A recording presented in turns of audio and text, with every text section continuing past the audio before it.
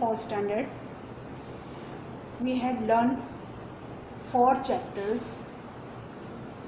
Now today we will learn chapter number 5, Anita and honeybees. Right?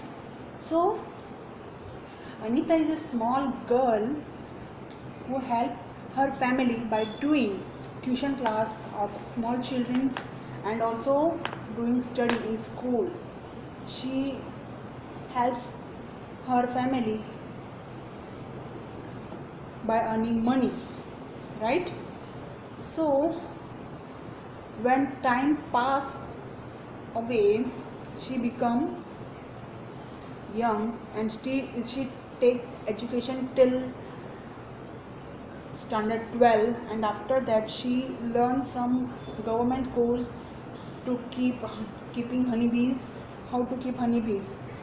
So because in her village the persons who sell their honey in less price, so Anita see these all things and she decided to become beekeeper, and she get education to how keep honeybees and give benefit to her villagers so that they can earn money. So let us start the chapter number 5, honeybees. I will read and as well as explain with it the line wise. So let us start that chapter. My name is Anita Kushwaha. I live in Bochaha village. In this chapter, a girl named Anita, she lived in Bochaha village. Anita Kushwaha is the name of that girl, and she lived in Bochaha village. This is in Muzaffarpur district in Bihar. So Bochaha village is situated in Muzaffarpur in Bihar. Muzaffarpur district in Bihar. I stay with my parents and 2 younger brothers. I study in college. वो वहाँ किसके साथ रहती है? उसके parents और 2 छोटे भाइयों के साथ रहती है और वो कॉलेज में पढ़ती है. Besides studying, I teach young children also keep honeybees. जो कॉलेज में पढ़ती है तो हनी बी बच्चों को पढ़ाने के साथ साथ हनी बी मतलब बी कीपिंग का काम भी करती है. All this has not been easy for me. ये सब वो क्या कहती है कि ये सब मेरे लिए इजी नहीं है. When I was young, I used to spend all my time with my goats as they grazed for food. क्या कहती है कि जब मैं छोटी थी तो मेरा सारा टाइम, जो सारा मेरा समय था, वो मेरी भेड़ बकरियों को चराने में, ग्रेजिंग मतलब खाना खिलाना, चराना, राइट, ग्रेजिंग करने के, उनके फूड, उनको चराने में ही सारा टाइम निकल जाता था. I always wanted to go to school, but my parents did not like the idea of girls going to school. जब छोटी थी तब अनीता, तब वो स्कूल नहीं जाती थी.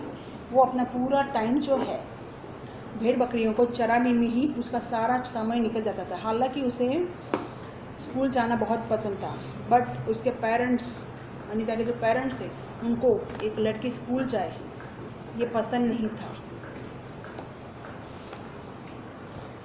होता है कई जगहों पे ऐसा होता है.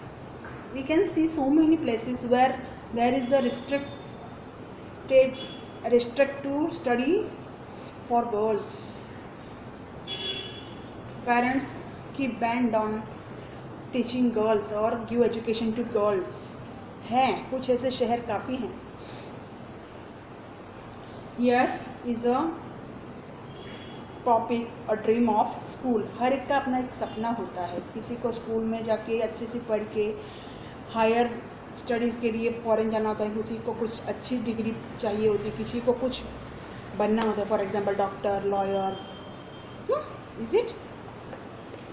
One day I peeped into the school in our village. I could not stay away. I silently went and sat down behind the children. One day I peeped into the school. एक दिन मैं चुपके से हमारे school की जो school है उसमें बच्चों के पीछे जाके बैठ गई, बिना कुछ भी बोले या बिना कुछ भी कहे, और उसे कुछ भी सुनाना ना पड़े, मतलब कोई इसे देखे ना, उस तरीके से वो चुपचाप से सब बच्चों के पीछे जाके बैठ गई. I silently went and sat down behind the children. I felt so happy. Obvious है कि जिस बच्चे को स्कूल जाना नहीं मिलता हो, उसको अगर एक दिन भी स्कूल जाने को मिले तो वो बच्चा बहुत खुश होता है. Like that, Anisa also be happy when she silently go inside and sat down behind the children of that school. She became so happy. I went home and picked up courage to talk to my parents about going to school. But they told me clearly that I could not do so. होता है कईयों को भाई हिम्मत नहीं होती, हिम्मत नहीं जुटा पाते. तो एक दिन अनीता ने क्या किया, अपनी सारी जितनी भी करेज हिम्मत थी वो इकट्ठा की और उसको स्कूल जाना है ऐसा उसने अपने पेरेंट्स को बोला. बट उसके पेरेंट्स ने ये रिप्लाई दिया कि वो स्कूल जा नहीं सकती है.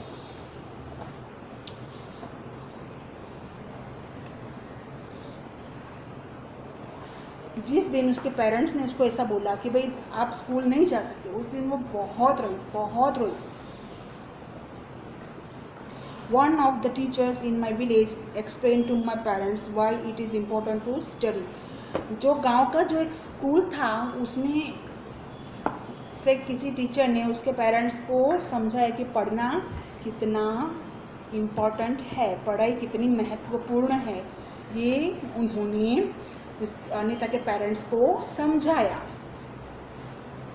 The teacher told them that they would not have to pay anything for my education up to class 8. और पेरेंट्स ने क्या टीचर्स जो टीचर थे स्कूल के, उन्होंने उसके पेरेंट्स को क्या समझाया कि उन्हें एटलीस्ट उनकी बच्ची 8 क्लास तक पढ़ेगी तब तक उसको कुछ एक भी रुपया फीस भरने की ज़रूरत उन्हें नहीं है. क्यों? अनीता की स्टडी के लिए उन्हें एक भी रुपया फीस भरने की ज़रूरत नहीं है. Because there is a rule, free education of girls. The teacher said that it was the right of every child to go to school. Somehow my parents agreed. Teacher जो है उन्होंने क्या समझाया कि स्कूल जाना हर एक बच्चे का राइट है, मतलब हर एक बच्चे का हक है. हर बच्चा 6 से लेके 14 साल तक की उम्र के बच्चों स्कूल में फ्री एजुकेशन ले सकते हैं, ऐसा रूल था. और अभी भी in some government schools there is a rule that the age of 6 to 14 years parents do not pay any money for their study in government school. right? आज भी है वो रूल कि कम से कम 6 से लेके फर्स्ट नर्सरी से लेके 8 स्टैंडर्ड तक के बच्चों को फीस भरनी नहीं पड़ती गवर्नमेंट स्कूल में. बट जैसे तैसे करके उसके पेरेंट्स मान गए उस अनीता को स्कूल भेजने के लिए. I started going to school. I did not get high marks, but I always asked many questions. ये सब समझ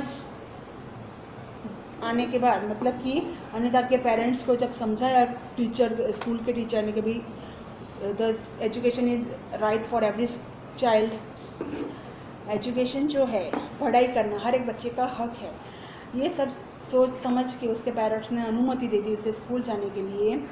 और जैसे जैसे करके वो स्कूल गई, हालांकि उसे ज़्यादा मार्क्स नहीं मिलते थे, बट वो जो पढ़ती उसके बारे में उसके टीचर्स को बहुत सारे क्वेश्चन करती थी. And that is good thing. If you can't understand just ask the questions to your teacher so that you get more information और more knowledge about that topic or about some other topics.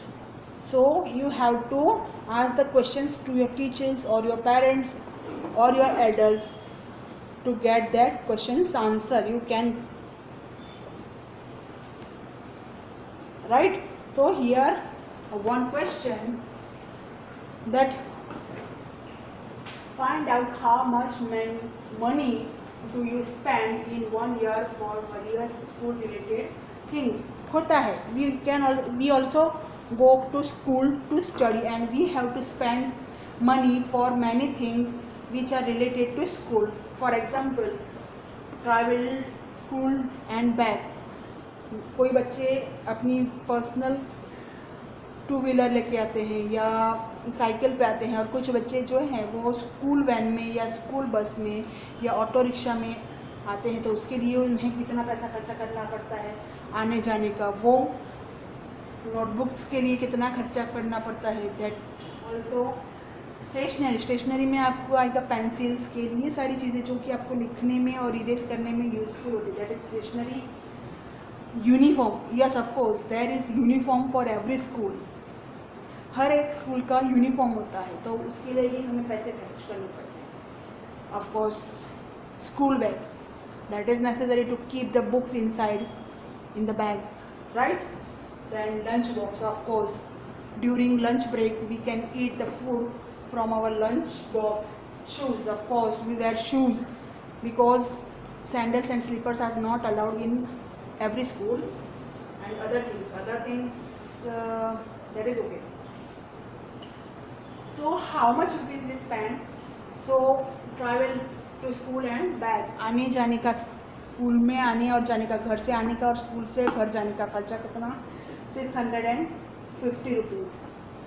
उसके बाद में notebooks, उसके लिए minimum आपको कम से कम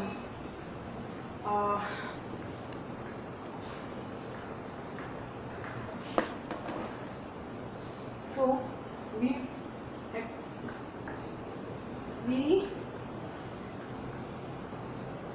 spend 650 rupees for travel, notebook for 500, pen, pencil and stationery almost 900, for uniform 750 rupees, lunch box, school bag 250 rupees almost, lunch box 50 rupees, shoes almost 350 rupees, and other things 50 rupees.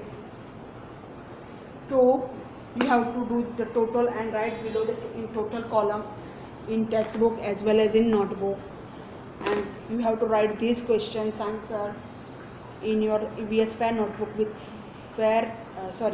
good handwriting, and you have to read for the test. Okay, be safe and stay at your home.